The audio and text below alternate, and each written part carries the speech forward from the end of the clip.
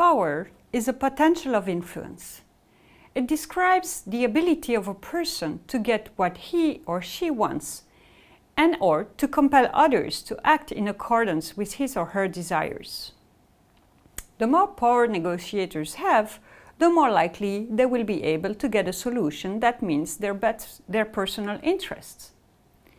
Beware, people with high power tend to place high demands and to use punishment, threats, and pressure to achieve their goals, which in the long run is more likely to escalate conflict and lead to deadlocks. It is also interesting to note that powerful people do not process information that comes to them in the same way as people with little power. In a situation of power, people take little account of the information sent to them by their counterpart, and they refrain from processing it in depth. This can be problematic, especially in distributive negotiation situations. However, this processing of information can also have its advantages. Indeed, as power induces an abstract and global processing of information rather than a precise and detailed one, it positively promotes creativity in individuals.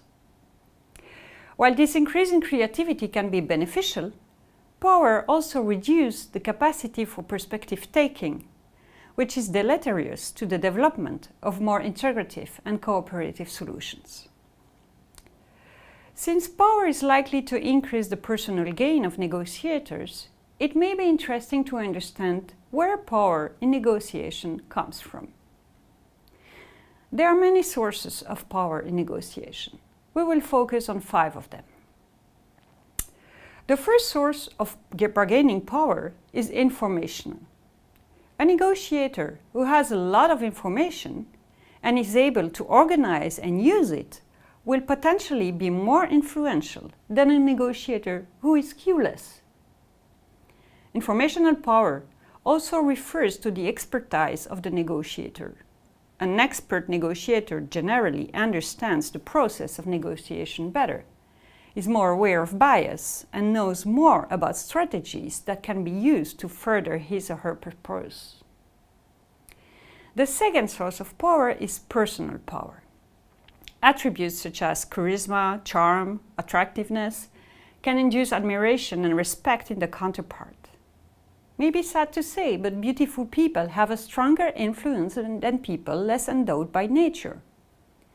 This is one of the reasons why professionals working in commercial positions often take care of their appearance before going to an appointment. The third source of power is positional power. Positional power refers to the place an individual occupies in a hierarchical system. In a company, for example, a boss usually has more power than an employee, and this structural power will undoubtedly influence the way bosses and employees behave at the negotiating table. Power source number 4, relational power.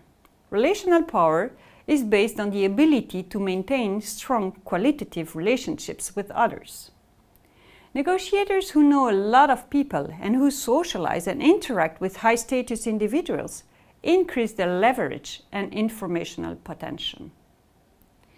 Finally, the last source of power is contextual power, the one that is linked to the alternatives available to us in the situation. As we have already said, the more alternatives negotiators have, the more they will be able to influence their counterpart. To conclude the issue of power, it should first be noted that, as was the case when we talked about negotiation competence in the previous section, power primarily depends on perceptions. The more powerful we think we are, the more powerful we will be. Second, the more negotiators believe that power is distributed equally among all negotiating parties, the more likely they are to reach agreements with high integrative potentials.